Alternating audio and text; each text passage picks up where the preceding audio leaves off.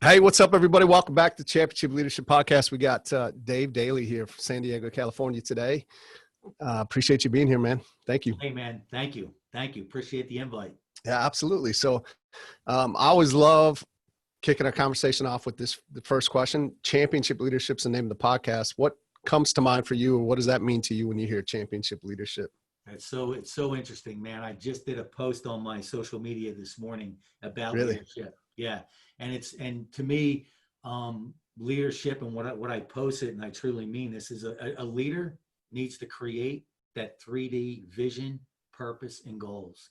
You Mm, need to be able to, you need to be able to leave enough breadcrumbs, right? That now they can start to follow, they can start to envision, they can start to picture it, and then they can decide whether or not they're going to buy into this, whether or yeah. not. It's not about you forcing them. It's about having the confidence, the inner confidence, knowing that this is the 3D vision, right? This is the 3D purpose. These are the goals that we're going to now go after. You have the choice, either come along, or that's okay. You can move somewhere else. And I think that's really the key when it comes to leadership. Yeah, absolutely. 100%. Yeah, sometimes easier said than done, but yeah, that's the vision, purpose, and goals. I love that. I just wrote that down. So, tell us a little bit more about you. So you got Dave Daly, the Monster Motivator. Like, how did you get to where you are? I was taking a look at your website and your story, incredible story, ton of experience in the business world. Just like many entrepreneurs, you've taken some lumps, but you always continue to rise to the top, continue to move forward. So maybe you could just let us know a little bit more about you, your path, and how you've gotten to where you are today and what you're up to today. Yeah, man, I'll bring you all the way to the very beginning. Awesome. I put up for adoption at birth.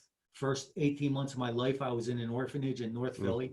I'm from the East Coast. It probably takes people about 3 seconds to realize that. Yeah, yeah, right. And left back in the second grade, diagnosed with ADD, said I had a learning disorder, never graduated high school. At 19, I'm sitting in a jail cell looking at 8 to 10 if things don't go my way.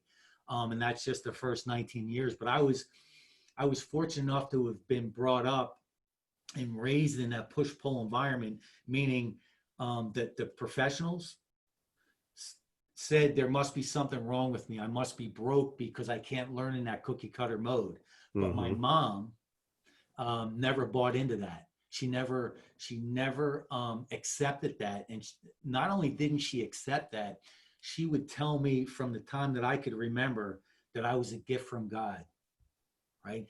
That Mm-hmm. whatever I wanted to do, I could do. So again, that push pull environment. But yeah, so take it a step further. Over the last 20 plus years, have been fortunate enough to have built and sold 3 companies in 3 different industries.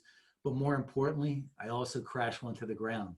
And when I speak from stage and I have that intro and we do the Q&A after, everyone wants to know 2 things. Why am I sitting in a jail cell at 19? And what business did I crash to the ground? And I think that's so important for entrepreneurs, business owners, personal brands to understand the environment, the landscape that we live in now. People want, in order for you to relate, the transparency is that vehicle, right? And in order to be transparent, you have to be able to embrace your journey, right? So the things that I learned in that business, losing $500,000 in that business that I crashed to the ground, Nate, there's not a university in this world that could have taught me what I learned in Yeah, that period of time. yeah, yeah, absolutely. Well, what are some of the biggest lessons that you learned from that? Oh man. So people ask me, especially, so it was a restaurant, it was a burger joint, right? And what I tell people, and it was local here, so I ran into a lot of people after the fact, and people would say, man, how did you bounce back from that so quick? How were you able to just keep moving forward? And here's what I did. And I tell this to people, and it's so important, and you can only answer this for yourself. When I closed the doors, I ask myself this question, and only I can answer the truth. If I didn't do it at that time, would I regret it? And if my answer was yes, I won. And my answer was yes. Now I can move on. I'm good, right? Yeah. Because I don't want to leave with regrets. That's Mm-hmm. so if I didn't do it at that time, honestly, I would have regretted it. So I'm good. And also understanding, right, where I did go wrong, right? And owning that. And here's what I tell people is my other businesses, I followed this recipe. Identify your strengths and identify your weaknesses so you can enhance those weaknesses with the people and the systems, right? So now you could triple down on your strengths. With the restaurant, I thought I had that all in place and I didn't. So learning what I didn't do, right, before is a huge lesson. But the main lesson is that regret. Mm-hmm. If you can answer that question, look yourself in the mirror, you won. Yeah. Yeah, that's a critical question to ask when you did, right? Because I think a lot of people they tend not to worry about the regret until it's like too late, right? When they're towards the end of their life and they're looking back and now they're thinking about it, right? Now they're wishing they would have done something differently. But to have the perspective to ask in that moment is a powerful place to be. Yeah, and it's interesting. Where did it come from? I don't know. It just came to me. You know, it just came. And I think also I think another big key to success in life, personal and professional, what I've learned being on this planet this long, is when you approach things with pure intention, you will win. Eventually you will win. So I think that's so key. Yeah, absolutely. Who are some of the championship leaders, coaches, mentors that you've had that have impacted your life? And really more so, you know, what is it about those folks, the characteristics, the traits, and maybe what have you taken to help mold who you are as a person, as a leader? Man, it's awesome. I got the chills, man, because that's my main keynote. I have a 90-minute keynote. It's called the Tommy Story. Okay. And I'll give everyone a quick overview of what it is. So I'm born and raised in Jersey. My family's from South Philly.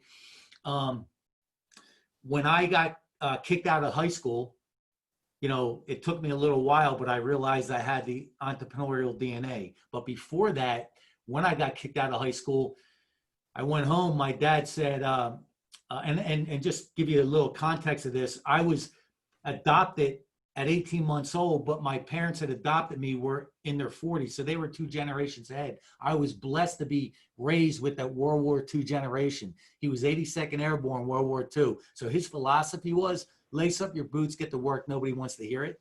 Yeah. So when I came home and said that I got kicked out of high school, and he says, all right, so now what? How are you going to pay your bills? What are you going to do? And I thought, man, that's a good question. What am I going to do? Right. So anyway, fast forward the clock. My dad had retired. He moved up to upstate Pennsylvania. I wasn't going to go up there in the middle of nowhere. So I wound up renting a room for my buddy's mom. And long story short, I was in construction and I did everything, man. Yeah. Framing, block work, brickwork, ironworkers union, laborers union, landscaping, you name it. If it was physical, I did it. So we were in a huge downturn.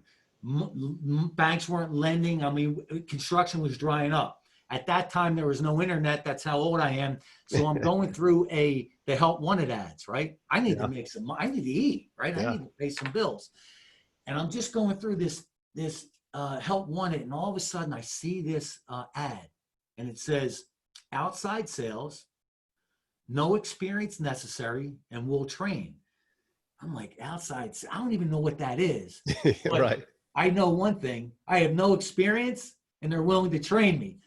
Let me try this. Long story short, I answered the ad. Never in my life, I had no idea what to do. I'm scared to death. I answered the ad. It winds up to be a local company that sells copiers and fax machines B2B. Okay. Mm-hmm. I answer this ad. I go down the next day and I'm sitting in the lot. I'm shaking. Like, I don't know what to do. I don't belong here, right? Yeah. Everyone looks so successful. They got suits on and, right? Long story short, the owner of the company, his name is Tommy. And when I went in for the interview, the general manager, or general manager at the time, Mike, was interviewing me. He stopped the interview like 10 minutes in, and I'm just answering the best I can. I have no idea, Nate, what I'm doing, right? Right. All of a sudden, he goes, "I'll be right back," leaves. Here comes Tommy. He introduced me. Tommy's the owner. Now, I'm from the East Coast. I'll give everyone a little visual of Tommy. Tommy was a combination of Danny DeVito and Joe Pesci. So Tommy would give you that look, right? Yeah. And you'd start to shake. So long story short, Tommy saw something in me, and he saw himself in me, and I saw Tommy. I saw me and Tommy 15 years ahead. Here's why. Tommy was a kid from the neighborhood that wasn't supposed to make it. And you know what I saw, Nate? I saw that Tommy's company, everyone that worked for Tommy had the degrees on the wall, right? Yeah. Tommy had the degree from the street. Mm-hmm. And then he taught me how to be able to, I was doing 40 to 50 cold calls a day in Center City, Philly, right? He taught me how to do that. He taught me how to be able to walk into any business, any residential home, look you in the eye, shake your hand, introduce myself, and share with you how I can help you. That is the 30,000 foot view of the Tommy story. Yeah, I love it. That's great. Yeah. Do you? Is he still around? You know what? I don't. He probably is, but I've been out here, and that was 1989. Yeah. 90. Okay. So, and I worked for him for a while and then moved on. Sure. And we left on good terms. But here's what's funny, because people ask that too. No, I didn't stay in contact. If Tommy was listening right now or in the audience when I'm doing a keynote and I share that story, you know what he'd come up to me and go, what are you talking about? Like he had it's just who he was, right? Right. Yeah. Yeah. I mean, I literally, for the first 2 weeks, I'm in his car and we go to business, and he goes, "Look, kid, just listen to what I'm saying. Just follow my lead." I'm like, all right. I'm behind him like this, and he's doing the pitch. Then we get back in the car, and then he coached me, right? Yeah, right. And then he just threw me out to the wolves and said, "You'll be all right." Yeah. I love it. That's a great story. What's ahead for you? What's the vision and the impact that you want to make? I think championship leaders got great vision and this courage to be able to take action on that. What's ahead for you? Maybe short term, next 5-10 years. What are you up to, and what's the impact you want to make? Oh man, so I'm glad you asked me that. Right behind me, the pit crew. Anybody that knows me or follows me for any length of time, I'm a huge animal advocate. I love animals, and particularly dogs, and particularly I'm a pit bull advocate and supporter.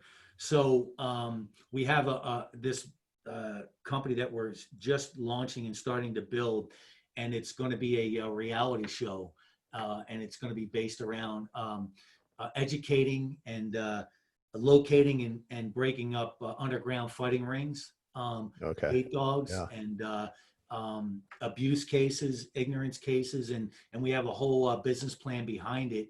We just launched our Facebook group about a week ago. We have over 400. We're right around 400 members right now, and so that's my jam, man. So for the next. And that's going to be completely married to my personal brand, Dave Daly, the Monster Motivator. And so we have a lot of great things coming up with that. That's awesome. So yeah, where did that come from? Where's this love for animals, pit bulls, dogs? You know what? Come from? Now I'll take you all the way back to the very beginning as well. So my mom and dad has now since passed away, and that my second keynote is the power of perception. But the reason I say that is when my dad passed away right at the end of 2016, and my mom passed away 4 months later, in the beginning of 2017. Okay. And after my mom passed away, I actually, had to go through all their stuff and take care of everything.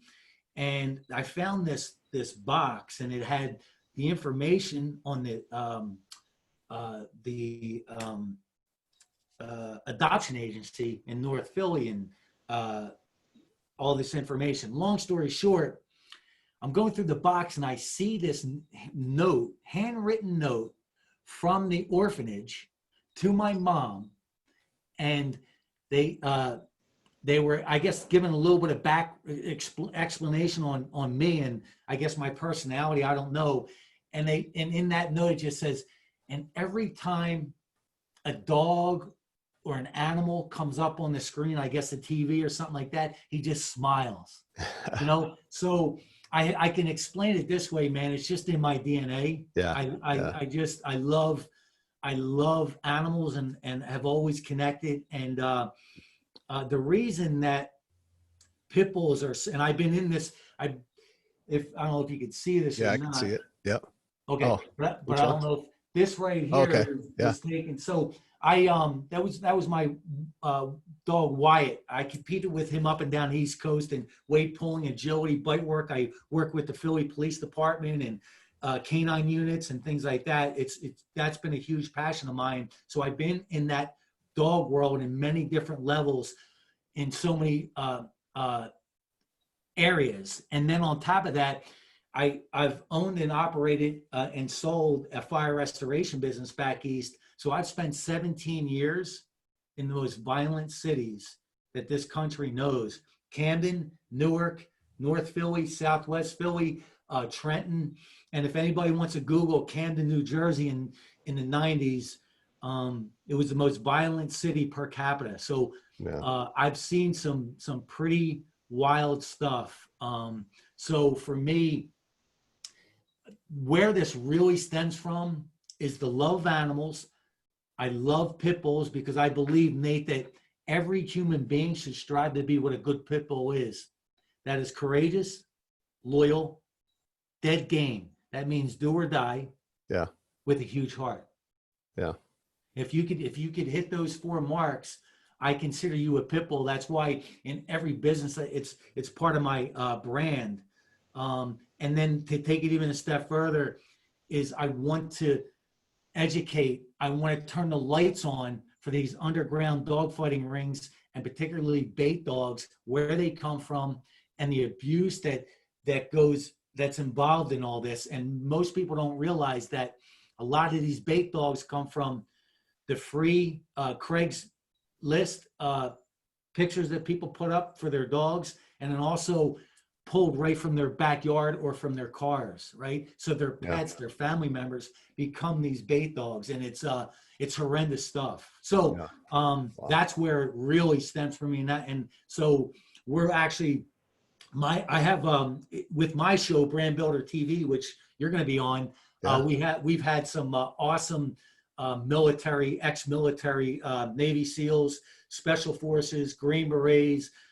So I have a real good friend of mine, 22 years Force Recon, Robert Blanton. So I have really great access to those type of people that we want to put together ground soldiers on top of this, and literally work with local law enforcement to really make a big difference, both on the physical and the digital world.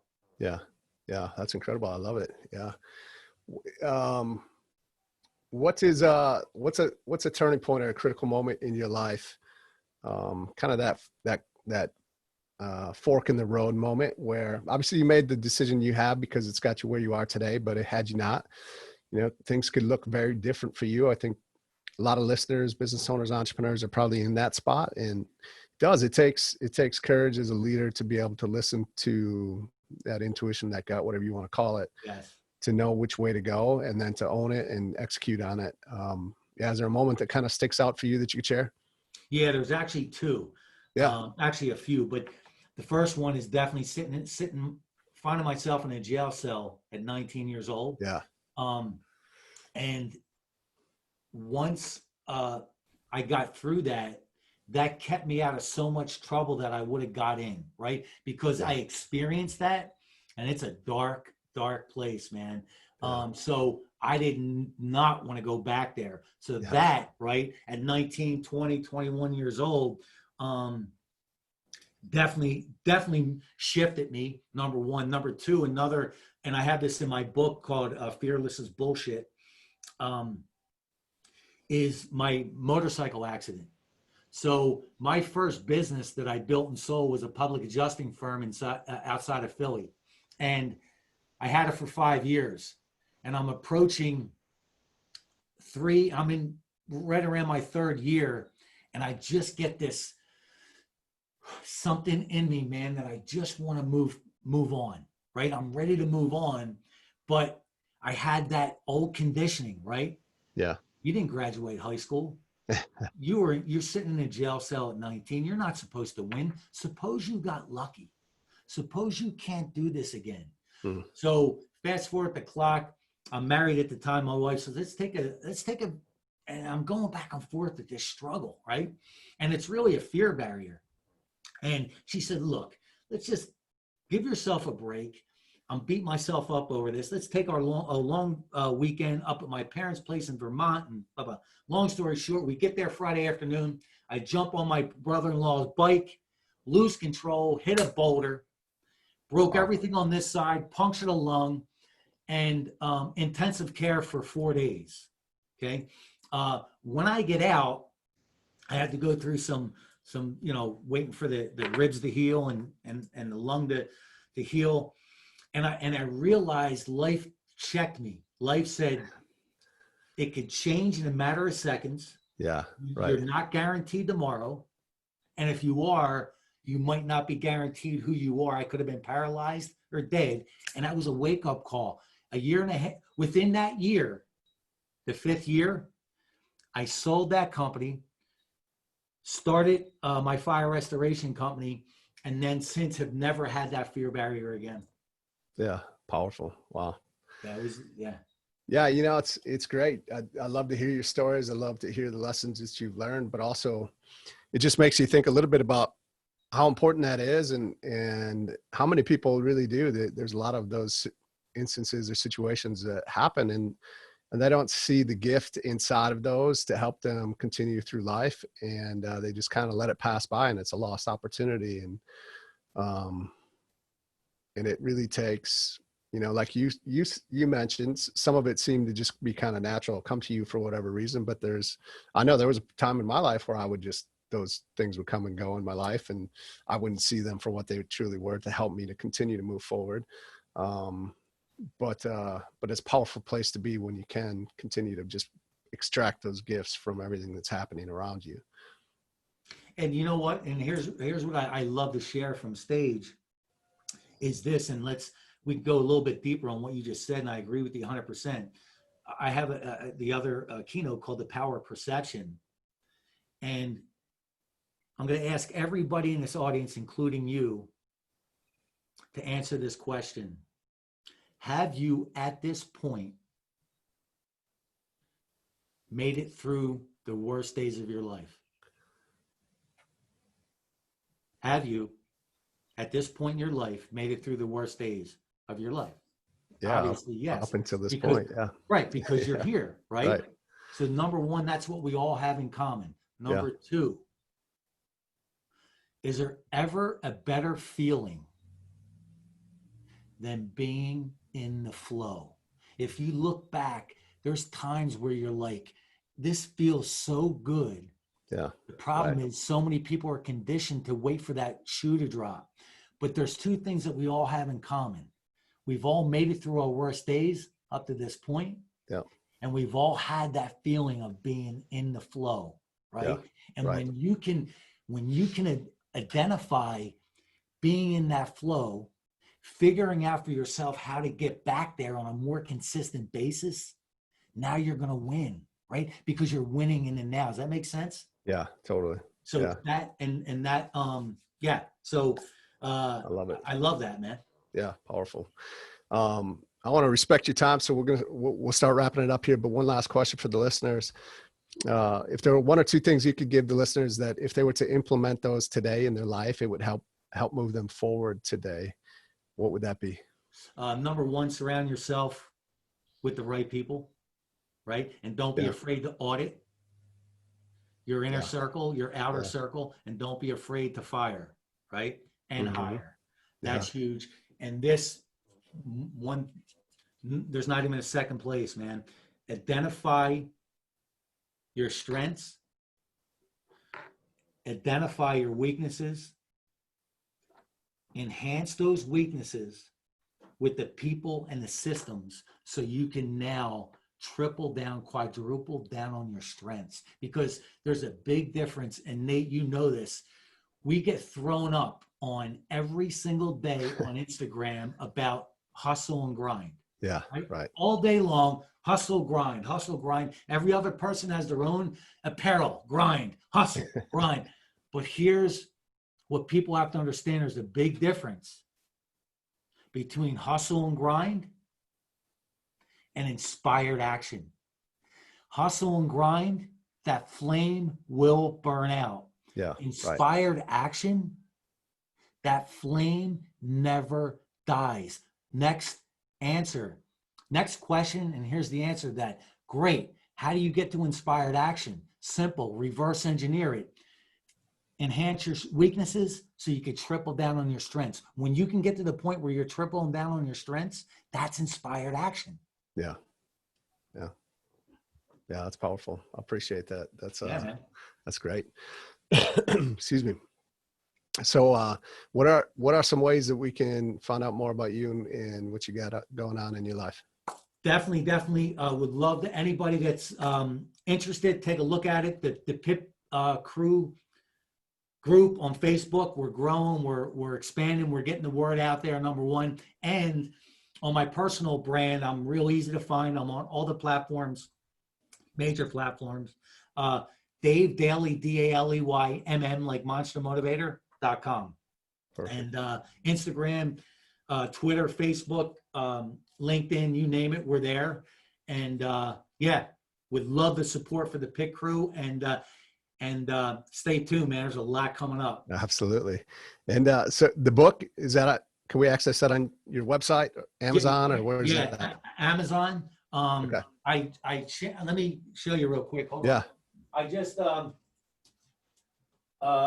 it's another important message here, man, that you just brought up. And I want to be able to share this real quick. So this book was written in 2016. And the original title was Knockout Fear in the First Round, right? But my message and my brand has evolved, right? To where I didn't identify with that as much, but the content is as powerful as I can share. So nothing changed on the inside, but the title did. So now it's my message and brand has evolved to fearless is bullshit, right? It's not about being fearless. It's about identifying that fear, having the courage to break through that fear, get yourself on the other side so you can become courageous. And in this book, it's called, I want to teach you how to get your lunch money back from the biggest bully, and that's fear. Right? I love it. So yeah, you get Amazon, but it would be under Knockout Fear in the First Round. Okay. Still haven't been able to figure out how to get Amazon to change it. But yeah, man. When we jump off, I'd love to send you a copy. Absolutely. Yeah, I would love that. Well, I appreciate you being here, and thank you so much. It's been awesome. Yeah, man. Thank you so much. Absolutely.